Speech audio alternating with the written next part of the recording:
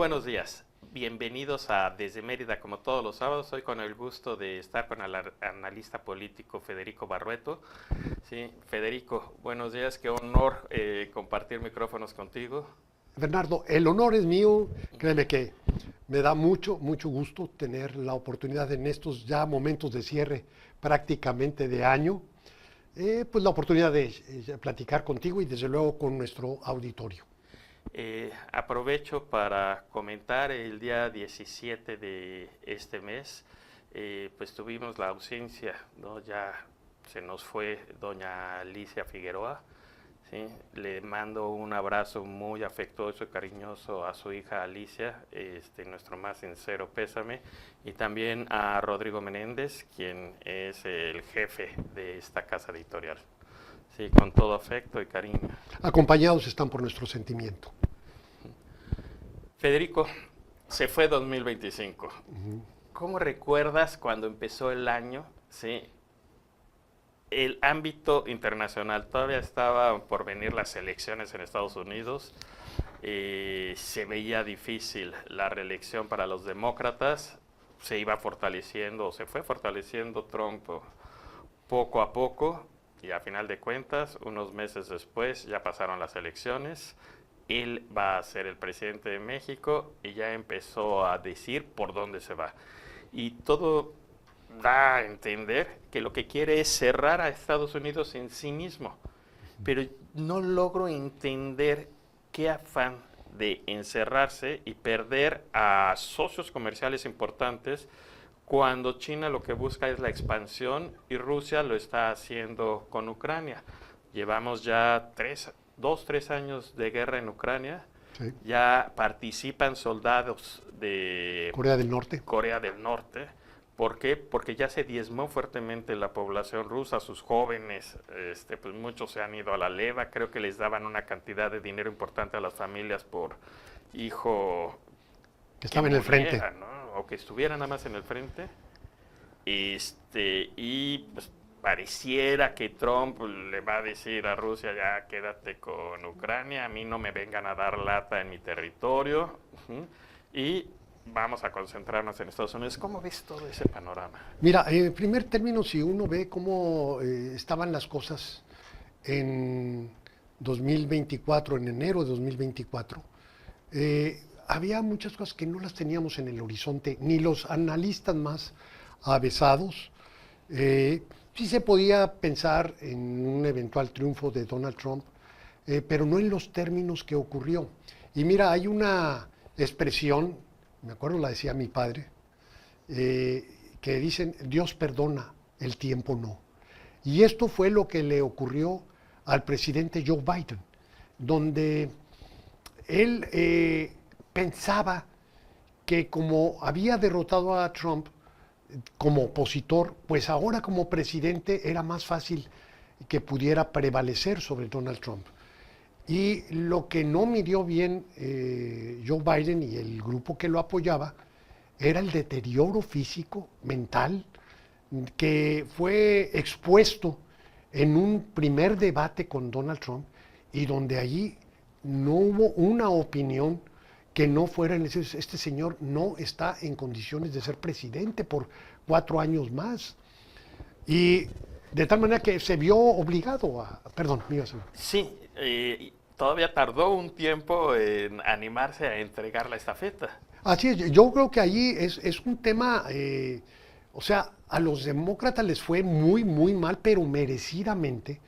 Y esto en buena parte tiene que ver por la obstinación que pues Joe Biden se entiende, él quería continuar como presidente, pero del bloque en general de apoyadores de los demócratas tuvieron que ser los financiadores los que dijeron, nosotros no vamos a meter dinero si este señor va a ser el candidato.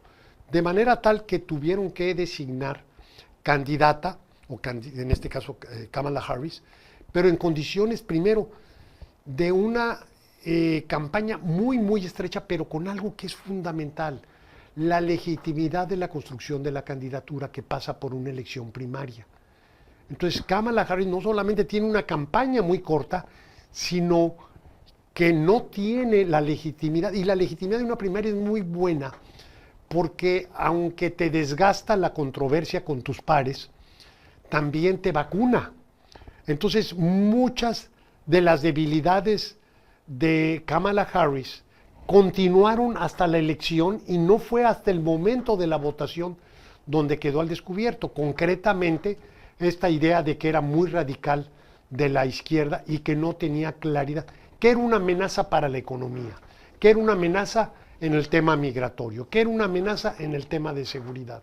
Entonces todo el mundo coincidía en que Donald Trump era, como persona y como político, de lo peor. Todo el mundo coincidía, sí. ¿Pero lo preferimos? Pero lo preferimos porque lo que nos representa esta otra señora es muy malo. Entonces, bueno, se pierde esa elección. Pero aquí lo que tú señalas es muy importante. ¿Qué es lo que viene? O sea, él gana, Donald Trump, pero gana con mayoría, en lo que le llaman la trifecta. Gana con mayoría en la Cámara de Representantes, gana con mayoría en el Senado. Y aunque allá, bueno, no comen lumbre, a diferencia de nosotros sí comemos lumbre, Bernardo. O sea, nosotros sí tomamos muchas decisiones ideológicas absurdas. Y allá, pues a lo mejor las toma Trump, pero no el conjunto. Entonces, al menos estas cosas tienen que procesarse con un consenso, si quieres tú, de unos cuantos, pero tienen que, y en México no. Ahí ya traigo varias preguntas. Uno, es muy dura el adjetivo merecidamente. ¿Sí? Adjetivo o adverbio, que vendría siendo. ¿Por qué merecidamente los demócratas reciben ese comentario tuyo? ¿En serio se lo merecían? Porque muchos le estuvieron diciendo al presidente, o sea, quizá merecidamente Joe Biden, pero todos los demócratas. Sí. Bueno, ¿cómo ves tú que falló el ámbito de los demócratas? Mira, son dos pecados de los demócratas, por eso hablo yo de merecidamente. La primera, lo que señalaba, la dificultad de la candidatura de Joe Biden fundamentalmente por cuestiones de edad. Y aunque no es considerablemente mayor que Donald Trump, pero la vitalidad de Donald Trump está incuestionable respecto a la de Joe Biden. ¿No le habrán aconsejado muchos que no se lanzara o tú crees que más bien su equipo cercano le dijo tú puedes? No, yo creo, mira, estas cosas se procesan en equipo y se procesan también en términos familiares. Creo en el caso de Joe Biden, la mujer fue un factor de opinión muy poderoso en términos de buscar la reelección. Y creo incluso que batalló Joe Biden en el entorno familiar, porque finalmente son hombres de carne y hueso. Uno los ve como superhéroes y todo eso. No, son igual que nosotros, que tienen que padecer o vivir o disfrutar todas estas circunstancias de la vida cotidiana, incluyendo la familiar. Entonces, la decisión de Joe Biden fue muy difícil porque su mujer estaba muy decidida a buscar la reelección, o que él buscara la reelección. Entonces, no fue fácil ni en el equipo ni en el entorno familiar.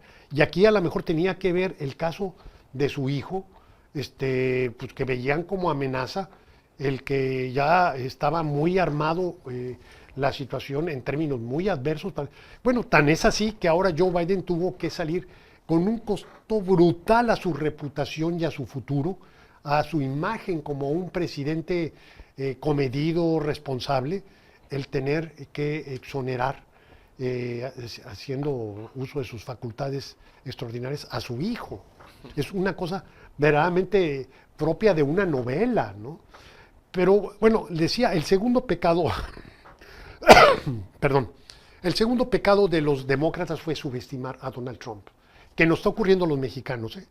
Los mexicanos creemos que Donald Trump es de baladronadas y de que finalmente es tan absurdo lo que él dice que se está quedando solo. No, no está solo. Esta idea, por ejemplo, de que los migrantes ilegales son un problema, está socializada incluso por la población latina. Y la idea, por ejemplo, también de que si tú, es un absurdo de los mexicanos que pensemos, oye, no pongas tarifas porque tus consumidores van a incrementar los precios. O sea, nosotros hacemos el argumento como si fuéramos un consumidor norteamericano. Lo que está haciendo Donald Trump es lo que tú señalaste hace rato. Es la redefinición de la economía global y el lugar de Estados Unidos respecto a sus socios comerciales y respecto al mundo. Más allá de que podamos cuestionar y no estar de acuerdo con lo que él piensa, muchos en Estados Unidos creen que sí hay que dar un golpe sobre la mesa para que Estados Unidos recupere una posición de al menos potencia exportadora. ¿Quiénes son los que minan esta condición? Primero sus socios comerciales y China, pero también la Unión Europea. Entonces, el que se subestima a Donald Trump te hace creer que la gente no lo va a respaldar, no lo va a apoyar, ni lo va a apoyar en las urnas, ni lo va a apoyar a la hora que tome decisiones ya como presidente el 20 de enero. Entonces, yo estaría más en el lugar de que tómenlo en serio, créanle que lo que él está diciendo está dispuesto a hacerlo. Han surgido muchos comentarios en estos últimos días comentando que la presidenta Claudia Sheinbaum ya está dando un giro y tomando en serio lo que puede venir también de parte de Donald Trump. Bueno, yo creo sí, que ella... porque al principio se equivocó sus asesores totalmente. le dijeron lo que acabas de comentar, no va a ser para tanto, no le conviene, se le va a revertir. Sin embargo, ya pateó a varios CEOs que fueron a visitarlo para decirle no metas aranceles porque nos va a afectar a nosotros en nuestras ventas. Y Trump los batió con ese estilo que tiene de batear alegremente lo que no le agrada. Así es, mira, en esto tiene que ver, a mí me resulta muy, es una suerte de ironía, Bernardo, que siendo Andrés Manuel, que es sigue siendo el ejemplo, el líder, el referente, y para Claudia, la presidenta, pues es un referente a considerar. ¿Cómo siendo Andrés Manuel López Obrador muy desafiante al sentido común y al orden de cosas, creen que Trump no va a ser igual que Andrés Manuel? Son exactamente iguales, o sea, están decididos a transformar, arriesgando todo en función de lo que ellos creen. En el caso mexicano, creo que Andrés Manuel tuvo mayor libertad y muchos de los factores de contención no operaron, incluyendo los mismos empresarios. En el caso de Estados Unidos, el poder es mucho más complejo y creo que ahí tienes que procesar, aunque sea de una manera muy acotada, pero tus decisiones no pueden ser unilaterales como sí pueden ser en México. Pero aquí el tema fundamental es si Trump está decidido a transformar, a ingresar a un nuevo paradigma en el cual el tema, por ejemplo, de las tarifas, él dice, pues claro que va a haber inflación, pero esa es la primera parte de lo que finalmente va a venir un beneficio ulterior. ¿Por qué? Porque lo que va a haber es empleo. Estados Unidos va a recuperar su condición de potencia empleadora industrial, porque en lugar de que las cosas se procesen en San Luis Potosí o en Saltillo, Coahuila o en Querétaro o en cualquier parte del mundo, China o Europa o Canadá, no, ahora la fábrica va a estar en Estados Unidos. Eso es lo que él cree. Y tendría lógica, pero hay un elemento que a mí me gustaría poner sobre la mesa porque es nuevo y no sabemos cómo vaya a golpear la inteligencia artificial. Sí, todo el Internet de las cosas. O sea, en el momento en que vayamos automatizando las empresas, ya no vas a requerir personal, ¿sí? Y sobre todo que la mano de obra en Estados Unidos es muy cara, ¿sí? Y los CEOs se han distinguido porque lo que quieren es una altísima utilidad sobre el capital que hay en las empresas, ¿sí? Para dar resultados pragmáticos, olvidándose del beneficio social. Y eso lo vemos desde la crisis de 2008, en el que recuerdo que había un republicano en aquella época que decía, nunca nos imaginamos, ¿sí?, que los directores de las empresas fueran más descuidados con los inversionistas de esas empresas que el Estado. Entonces nosotros cambiamos algunas leyes para fortalecer a estos directivos. Y estos directivos egresados de Harvard y de todas las universidades que gustes, llegaron y se llevaron el dinero. O sea, se dedicaron a vender sin cuidar a la empresa. Vinieron las burbujas y ya toda la crisis de 2008. Yo creo que, Bernardo, estás tocando un tema de mucha actualidad. Y tiene que ver con que estamos ingresando a un nuevo paradigma. Creo que mucho de lo que pensábamos en respecto a la realidad, lo que pensamos en el pasado respecto a la realidad, creo que eso está entrando en crisis, está en cuestión.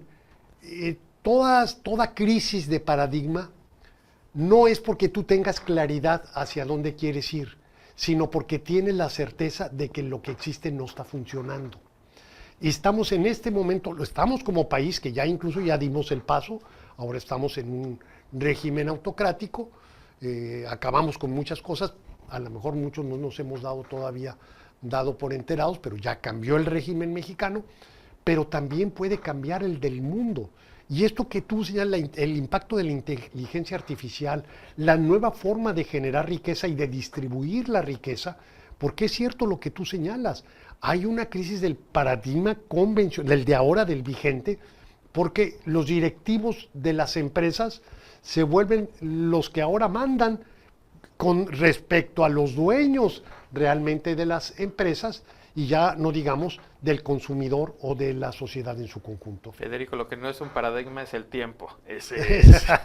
Lo tenemos presente, sabe él a dónde va, sabe que va para adelante. Se nos acabó ahorita el tiempo, vamos a un corte comercial y regresamos. Aquí Gracias. En Desde Mérida.